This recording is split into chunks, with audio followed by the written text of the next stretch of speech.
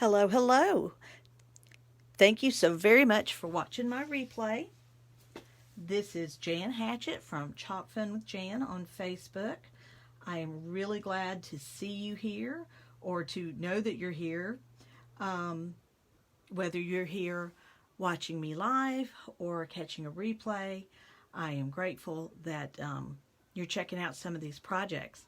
I hope that crafting keeps you from being just a stir-crazy bored during this kind of uncertain time with COVID-19 as it does me. It helps me get my mind off of things and focus on just one little thing, you know, a simple choice of color or pattern or design. It allows me to escape a little bit from what's going on the news or hearing, checking on family members and things like that. So I am hoping that it aids to your sense of feeling a little better about things as well. So today we are doing a door tag. Trying to pull it up on my laptop as we speak, but you know, nothing is ever easy here in the cabin craft room. But I can sort of see what's happening, which is a start. I'll take it. Right now, I have these wooden boards, and you can see what the unfinished side looks like under there. They're just door tags. I have 2 of them. I'm going to use them to make a spring design for the front porch, which probably no one will see, but that's okay. It'll make me happy when I go out to sit in the porch swings. So I'm going to start by using this monster of a transfer that is our mini buffalo check. It's really cute, but this transfer is really large and can be a bit unwieldy.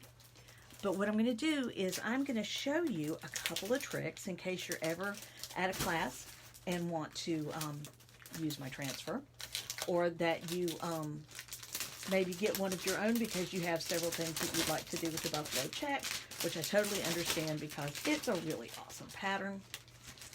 But I'm opening this one up, and the first thing I'm going to do is something really odd. I'm going to crease it in half. And the reason I'm doing that is that I don't want to take this backing all the way off of this and have it stick to itself and create a mess that I might not be able to fix.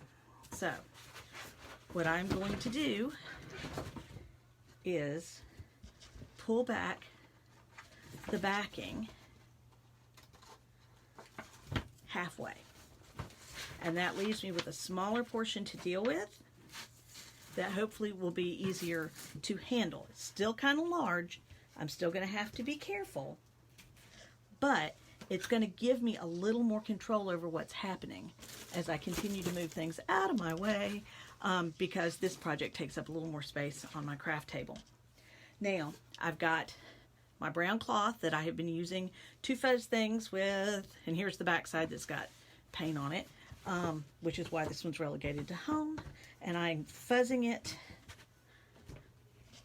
I'm going to give it a good 2 fuzzings so that it won't be too aggressively sticky on this painted wood, because it would be a real shame if it picked up the actual paint and didn't leave the pretty design behind. So, that being said, I'm going to turn it over and I'm going to place it. I hope you can see more or less what I'm doing here. I'm going to place it on my door tag. And I think I've got you most of the way in screen. I am just applying this as best I can, holding it down as best I can. I'm going to use a squeegee to help it adhere.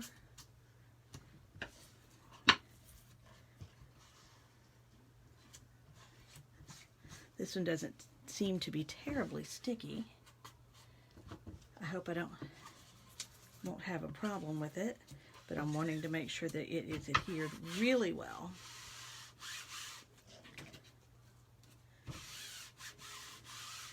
Okay. We are going to give it a shot and see how it goes. I'm using honeydew, which I went ahead and stirred up just a second ago. And I'm going to use the large squeegee. So I hope that you can keep this.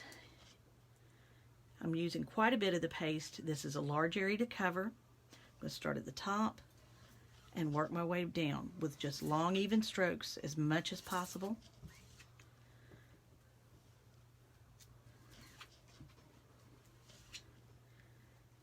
There will be areas that I have to go over more than once, and that's okay. I'm just trying to make sure that I have it covered well.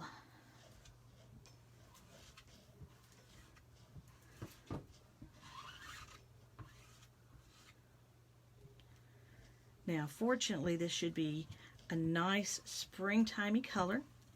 It's very much a springish green, and I can pull up the excess and hopefully move it around.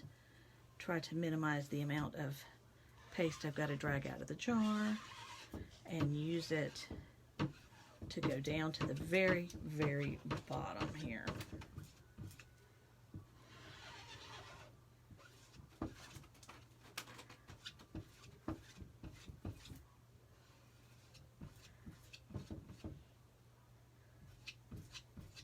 Trying to work quickly before the chalk paste dries because that makes life just a little more complicated. Trying to cover this area well and quickly. Now, I think that's it. Let me double check and just make sure that everything is covered with one good long stroke. I'm going to put the excess back in my container. And I do have stuff on my hand, so I must be careful and not hold with that hand. But I'm going to peel it up. And that's not perfect, but you know, it's not bad. You can see there's a couple flaws down toward the bottom, but that's okay.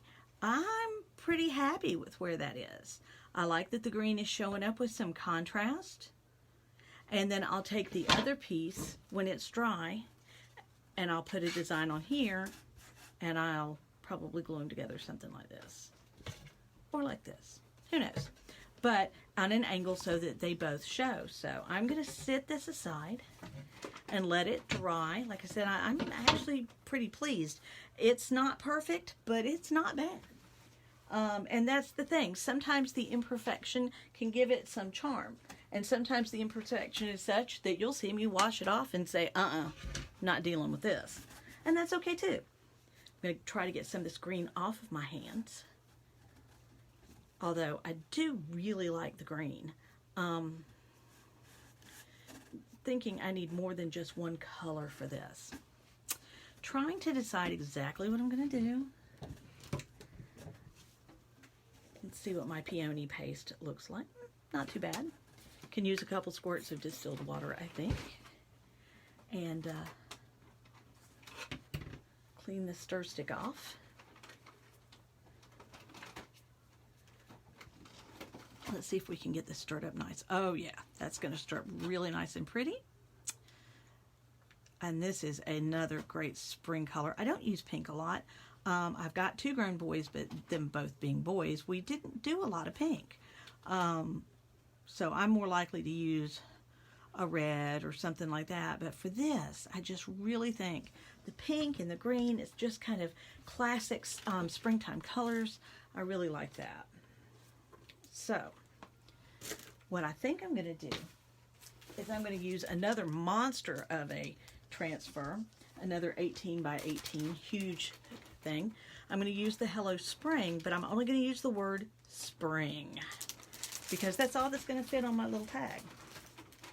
But you don't have to use the entire design just to enjoy a small portion of it.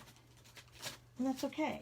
Mixing and matching things together is part of what gives you the versatility that ChLkology is known for and lets you be more creative and not just do the same projects that everybody else is doing. And that I love. So I need to flip my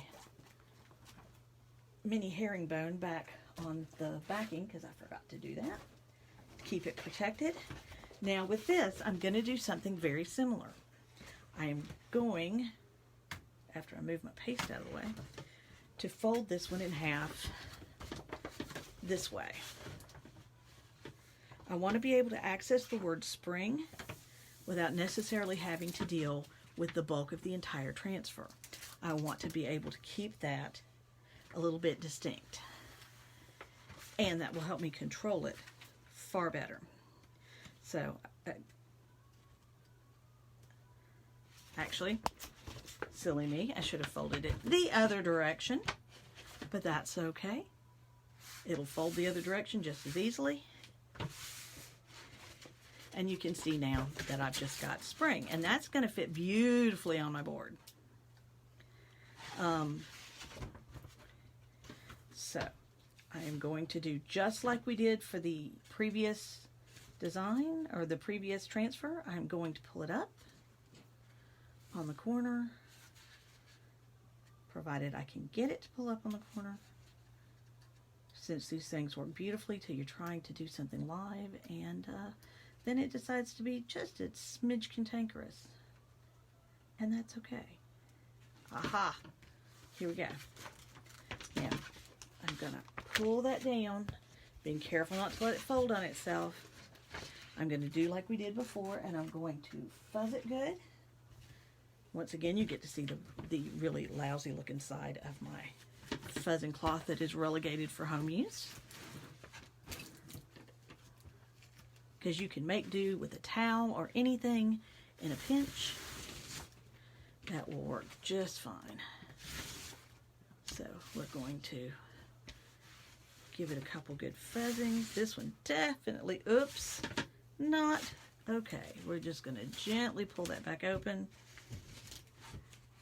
and go with the amount of fuzzing that we have before I make the situation far worse.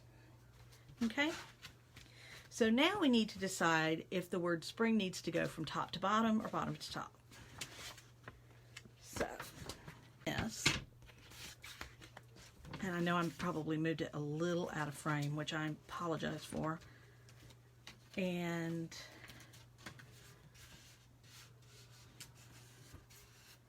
try to more or less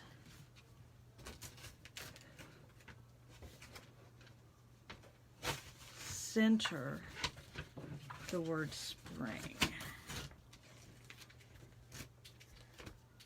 And it's kind of tricky because this is in a regular shape. I'm trying to kind of hit the middle, and I'm sure I'm flopping this all over, and so I apologize. I think that is probably as good as it's going to get. And I'm going to tuck this back here so that hopefully you can see the word spring. Now, I'm going to be real careful in applying this. I don't want to get it on these leaves or on any of the other. I just want to get it firmly on the word spring. So I'm going to use a smaller squeegee to try to have a little more control.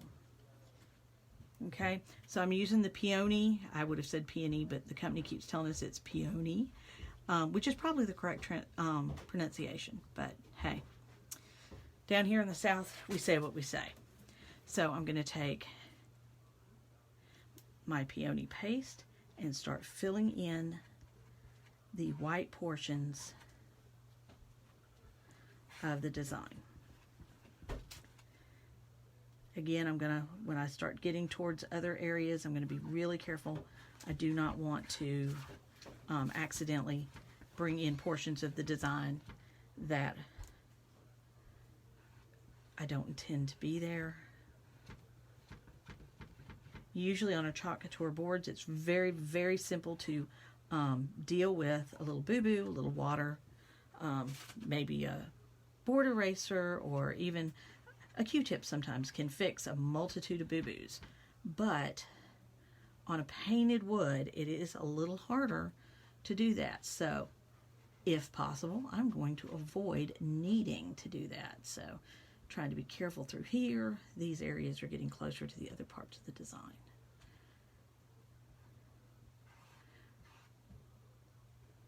What y'all haven't seen is what's behind the scenes, which is my husband walking in and quietly slinking out because he's going to put together some bookshelves that are going to go behind me here. So hopefully we'll be able to see them. So I'm going to pull this up, holding down my board. Going to carefully pull this up and reveal the word spring. And I love that color. That's awesome. So now I have spring, and that is a beautiful pink. So awesome.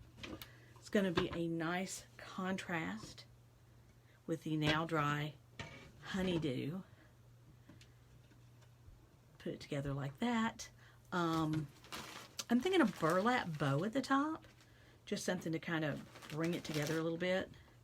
I might move it over a little more. I've got some ribbons that I ordered a while back, which are some burlap with lace, which might be fun to use with those. I do have some wired burlap. My classic black and white buffalo check is probably not going to work for this one, but that's okay. I really like the way this has come together. I've just got to let this dry and do a little bit of assembly and embellishment on it. And, you know, let's come back tomorrow and let's do the finishing touches and embellishments together and see how we like it. So I hope you have enjoyed watching this project. If you're not a Chalk Couture designer, please share this with your friends. I'm always game to find new people who love to craft and who can be part of our crafting community and have some fun. Really hope that you will be able to join us in the future. Chalk Fun with Jan on Facebook is my business page. I also run the Chalk Fun with Jan VIP group, which you are welcome to join, especially if you're interested in sales and specials and things like that, which I cannot do on my business page. I'm on Instagram and Facebook and YouTube as Chalk Fun with Jan, and I try to make sure that all of the resources are available on as many of those sites as I can. So thank you for joining us. I really hope that you'll join us. I don't always know exactly when I'll be able to go on live, but I am trying during this time to, at least Monday through Friday, have a project for you guys. Perhaps I'll be able to do the weekends as well, just trying to stay creative and do some different things, chalk some different types of surfaces, and stay connected to you guys, my friends and my customers and my fellow crafters, and hoping we all feel a little less isolated somehow in the process. So I've got some specials that I'll be rolling out, some games that you can make for kids, or some things that you can do just to have a fun craft experience in your own home. So I'll be posting those and letting you know on the Chalk Fun with Jan business page, but you will likely need to go into the Chalk Fun with Jan VIP page and request to join so that you can have some special pricing options. So with that being said, I hope that you're home and well and will continue to stay well. Talk to you next time for part 2 of our little spring door hanger, which is so cute. And I will talk to you soon. Thanks for joining us.